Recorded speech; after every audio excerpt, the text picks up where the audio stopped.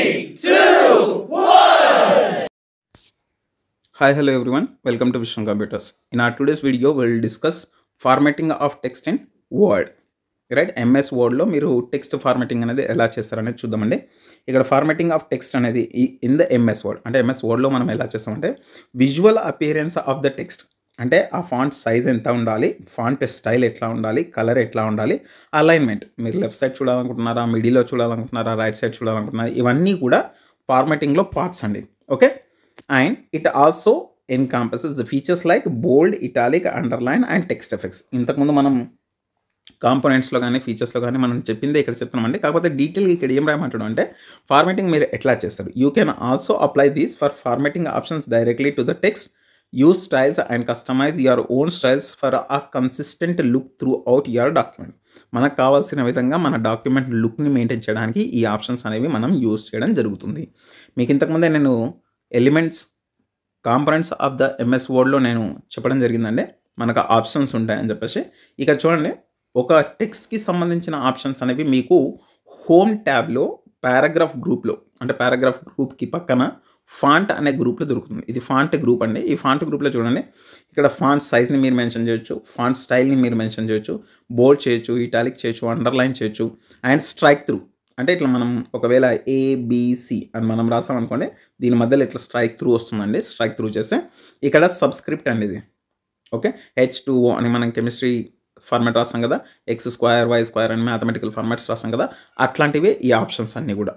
Font colour ఇవ్వచ్చు మీరు, okay, font background ఇవ్వచ్చు, ఫాంట్ స్టైల్ చేంజ్ చేయొచ్చు, రైట్. అండ్ ఇక్కడ చూడండి, ఇక్కడ సబ్స్క్రిప్ట్, సూపర్ స్క్రిప్ట్ తర్వాత మనకి ఇక్కడ increment the font size, decrement the font size 1 point మనం ఆటోమేటిక్గా తగ్గించడానికి ఈ పర్టికులర్ 2 ఆప్షన్స్ కూడా యూజ్ అవుతాయి. కేసెస్ అండి, అప్పర్ కేస్లో ఉంటే లోయర్ కేస్లోకి, లోయర్ కేస్లో ఉంటే అప్పర్ కేస్లోకి చేంజ్ చేయడం. అంటే స్మాల్ లెటర్స్లో ఉంటే క్యాపిటల్ లెటర్స్లోకి చేంజ్ చేస్తుంది, క్యాపిటల్ లెటర్స్లో ఉంటే స్మాల్ లెటర్స్లోకి చేంజ్ చేస్తుంది. ఇవన్నీ కూడా మనం ఫార్మాటింగ్ ఆఫ్ టెక్స్ట్ కోసం యూజ్ చేసే ఆప్షన్స్. ఓకే, నా బేసిక్ ఫార్మాటింగ్స్ వచ్చేసి ఏముంటాయండి, దాని స్టైల్ చేంజ్ చేయడం, వేరియస్ ఫాంట్ స్టైల్స్ ఉంటాయి, choose from your fonts, Arial, time new Roman, Verdana, ఇట్లాంటివన్నీ కూడా type of the faces. Font size ఏముంటుంది, 14 పాయింట్స్, 10 పాయింట్స్, 15 పాయింట్స్, లార్జర్ సైజ్లోకి మనం చేంజ్ చేయడం. కలర్ వచ్చేసి రెడ్, వైట్ కలర్, ఏదైనా విజువల్ ఇంపాక్ట్ కోసం మీరు ఏదైనా ఒక కలర్ని చేంజ్ చేసుకోవచ్చు. This is basic formatting. ఆ బేసిక్ ఫార్మాటింగ్లో మీరు యూజ్ చేసే ఇంకో 2-3 ఆప్షన్స్ ఏంటి అంటే బోల్డ్, ఇటాలిక్, అండర్లైన్ చేయడం. Okay, the formatting options that emphasise the text, strikethrough, subscript, ఇంతకుముందు మనం చెప్పుకున్న అన్ని కూడా ఈ ఆప్షన్స్ అన్ని బేసిక్ ఫార్మాటింగ్ టెక్స్ట్లో థింగ్స్ అండి. Okay, and then next one చూడండి, అడ్వాన్స్డ్ ఫార్మాటింగ్. ఇక్కడ అడ్వాన్స్డ్ ఫార్మాటింగ్ ఏంటి అంటే ఇది పారాగ్రాఫ్కి సంబంధించింది. అట్లా ఒక టెక్స్ట్ మాత్రమే మనం కన్సిడర్ చేసుకోవట్లేదు, ఈ కంప్లీట్ పారాగ్రాఫ్ని మనం కన్సిడర్ చేసుకున్నప్పుడు పారాగ్రాఫ్ చేంజ్ చేయాలనుకుంటున్నారా, ఆ పారాగ్రాఫ్లో ఉన్న స్పేసింగ్ ఎంత ఉండాలి, ఇండెంటేషన్ అంటే ఇంత స్పేస్ తీసుకొని స్టార్ట్ చేయమంటారా లేకపోతే ఇంకా స్పేస్ తీసుకొని స్టార్ట్ చేయమంటారా, ఇండెంటేషన్ అంటే అది. ఓకే, అలైన్మెంట్ వచ్చేసి మీరు లెఫ్ట్ సైడ్ స్టార్ట్ చేయాలనుకుంటున్నారా, మిడిల్లో స్టార్ట్ చేయాలనుకుంటున్నారా లేకపోతే రైట్ సైడ్ స్టార్ట్ చేయాలనుకుంటున్నారా అనేది కాన్సెప్ట్ అండి. ఇక్కడ రివర్స్లో చెప్పాను, లెఫ్ట్ సైడ్ కానీ మిడిల్లో కానీ రైట్ సైడ్లో కానీ మీరు స్టార్ట్ చేయొచ్చు, దాన్ని అలైన్మెంట్ అంటాం. అండ్ బుల్లెటింగ్ ద పాయింట్స్ చెప్పాను కదా, ఫర్ ఎగ్జాంపుల్ ఇవి పాయింట్స్ అనుకుందాం. బుల్లెటింగ్స్ అంటే ఇట్లా మనం రౌండ్ రాసి లేకపోతే స్టార్ మార్క్ పెట్టి రాసాం కదా నోట్స్లో, దాన్ని బుల్లెటింగ్స్ అంటాం. ఇట్లా మీరు అడ్వాన్స్డ్ ఆప్షన్స్ అనేవి పారాగ్రాఫ్ గ్రూప్లో చూస్తారు. మనం ఇంతకుముందు కాంపోనెంట్స్లో చూసాం ఆల్రెడీ, ఆ కాంపోనెంట్స్లో చూసినట్టయితే మీకు అర్థమవుతుంది. ఇక్కడ టెక్స్ట్ ఎఫెక్ట్స్ వచ్చేసి apply effects like outline, shadow and glow and more visual impact. ఒకవేళ మీరు 3Dలో అట్లా మీరు టెక్స్ట్ని చూడాలనుకుంటే దాన్ని టెక్స్ట్ ఎఫెక్ట్స్ అనేవి అలా చేయాల్సి ఉంటుంది. అంటే అప్లై చేసామనుకోండి మనకు ఆ పర్టికులర్ షేప్లో అవి కనిపిస్తాయి అన్నమాట. ఓకే, షాడో కనిపిస్తుంది లేకపోతే గ్లో అయి కనిపిస్తాయి, అట్లాంటివి.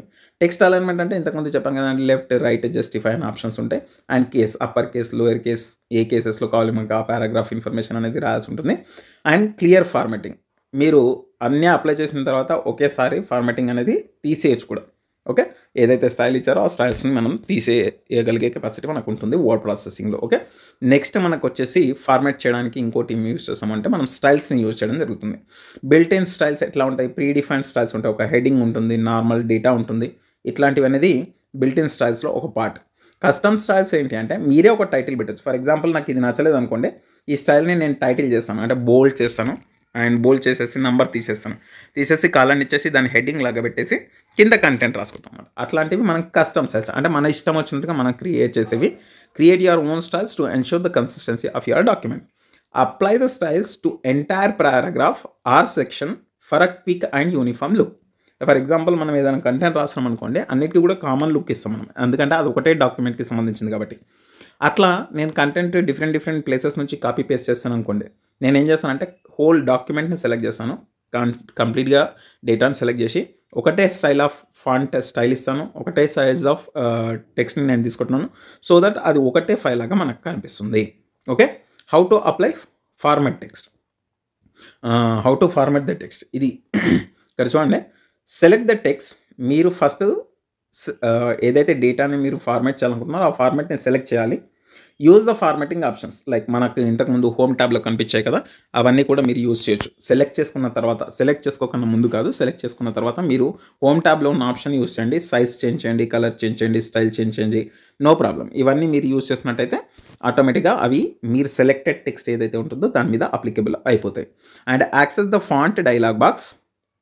ఇక్కడ ఫాంట్ డైలాగ్ బాక్స్ అనేది ఉంటుంది. Access the font dialogue box for advanced formatting options. Font dialogue box అనేది ఓపెన్ అవుతుంది. అక్కడ కూడా మనకు సేమ్ ఆప్షన్స్ ఉంటాయి. ఫాంట్ స్టైల్ చేంజ్ చేయడం, స్ట్రైక్ త్రూ, బోల్డ్, ఇటాలిక్, ఇట్లాంటివన్నీ ఆప్షన్స్ కూడా మనకు ఉంటాయి ఆ డైలాగ్ బాక్స్లో.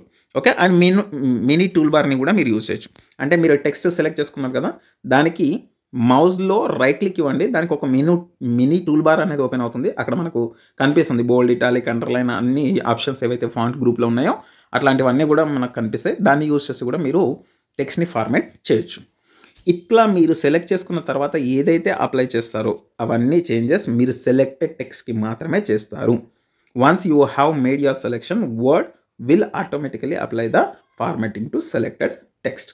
గుర్తుపెట్టుకోండి, మీరు సెలెక్ట్ చేసిన టెక్స్ట్కి మాత్రమే ఈ ఫార్మాటింగ్ అనేది అవుతుంది, లేకపోతే కాదు. ఓకే, ఇది మీరు ఫార్మాట్ ఎట్లా చేస్తారు అని చెప్పడానికి ఇన్ఫర్మేషన్ అండి. మనం ఫాంట్ని ఎట్లా ఫార్మాటింగ్ చేస్తాం వర్డ్ ప్రాసెసింగ్లో అనేది మనం ఇన్ఫర్మేషన్ రాయాల్సి ఉంటుంది. ఐ హోప్ వీడియో యూస్ఫుల్ అని నేను అనుకుంటున్నాను. వీడియో కనుక నచ్చినట్టయితే లైక్ చేయండి, షేర్ చేయండి, సబ్స్క్రైబ్ చేయండి, అండ్ మీ ఫ్రెండ్స్తో కూడా సబ్స్క్రైబ్ చేయించే ప్రయత్నం చేయించండి. థ్యాంక్ యూ అండి.